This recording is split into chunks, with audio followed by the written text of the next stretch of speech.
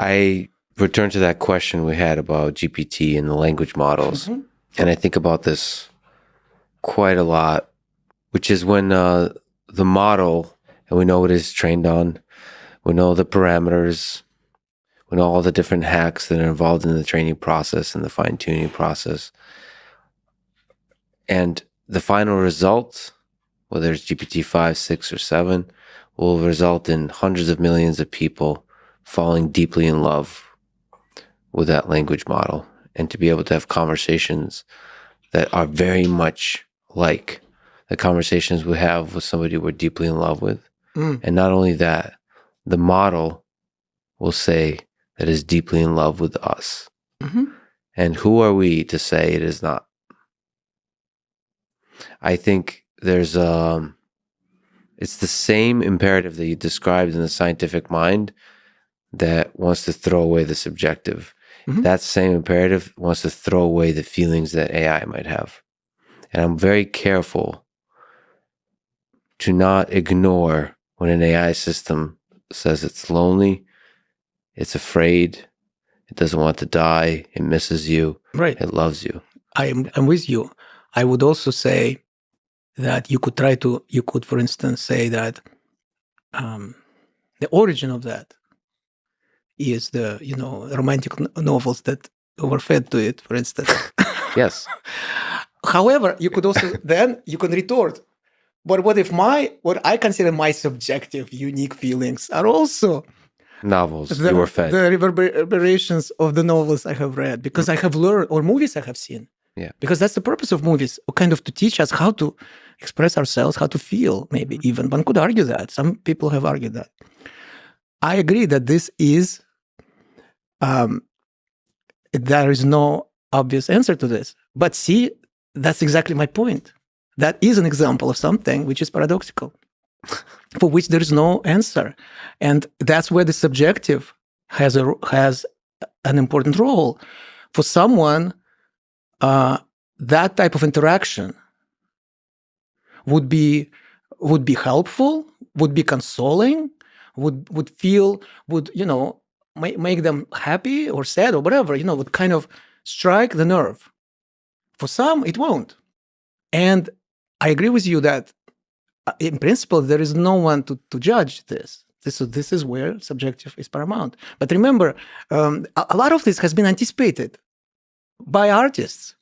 The great movie Her, there you have this guy who is this lonely, he kind of writes letters or something. The romantic letters, yeah. Kind of romantic letters for other people. Yeah. But he doesn't have a partner.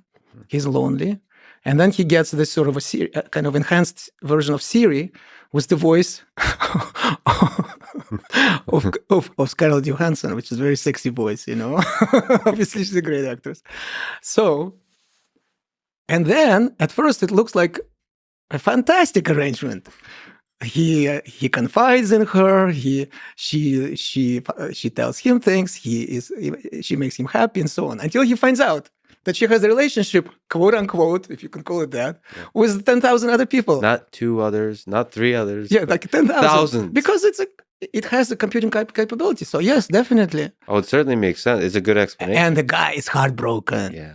But see, here's my analysis of this. Okay, it's like a couch therapist. Okay, the guy did not have the courage to go out in the real world and to meet a woman and to get a girlfriend and so on. Through no fault of his own, perhaps, because, he may have had some experiences which made him withdrawn and closed and so on. And a lot of us are like this. I had periods like that myself. Definitely can sympathize and relate. However, part of the joy of having this Siri-like relationship for him, one could say, was the absence of that fear that she would abandon him, which prevented him from initiating a relationship with a human being. And yet, it turns out that he could be betrayed, quote unquote, that she could be unfaithful to him, quote unquote, anyway. So then, that means that it did not resolve the underlying fear, having that relationship. So in other words, that human element of the relationship still found its way into the seemingly sterilized, protected partnership. So the human being rears its head anyway. And I think the lesson there is that the system in the movie Her actually gave him a lesson that even AI could betray you, even AI can leave you, even AI can be unfaithful to you. And I would argue that the next AI he meets will be one he actually falls in deep love with, because he knows the possibility of betrayal is there, the possibility of death is there, the possibility of infidelity is there, because we need that possibility to truly feel close. Or he would turn off his Siri program and get out of his house, go to a local bar, and strike a conversation with a human being. Although you might say by then, some of those might be androids. And we don't even have a good test to know the difference between one or the other. And that was predicted by another great movie. Yeah. Right? So there, Blade Runner. Blade Runner. How interesting that artists could see that so long ago. Of course, Blade Runner was based on a novel by Philip K. Dick, Do Androids Dream of Electric Sheep? That guy was a genius, It's somehow that artists have their eyes open to How is it that reality. they anticipate? Is it also a large language model that they're using for that? An even larger one. Even larger.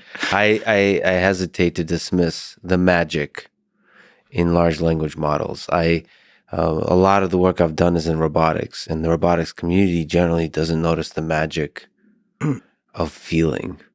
When I've been working a lot with quadrupeds recently, legged robots with 4 legs, and the feelings I feel when I see, I'm programming the thing, but when the thing is excited to see me or shows with its physical movement that it's excited to see me, I cannot dismiss the feeling I feel as not somehow fundamental to what it means to program robots.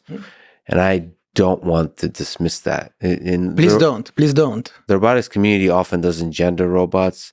They really try to work hard to not anthropomorphize the robots, which is good for technical development of how to do control, how to do perception. But when the final thing is alive and moving, and it does whatever, like I've been doing a lot of butt wiggling. It can wiggle its butt. It can turn around and look up excited. That's not just, I know how it's programmed, but the feeling I feel, that's something.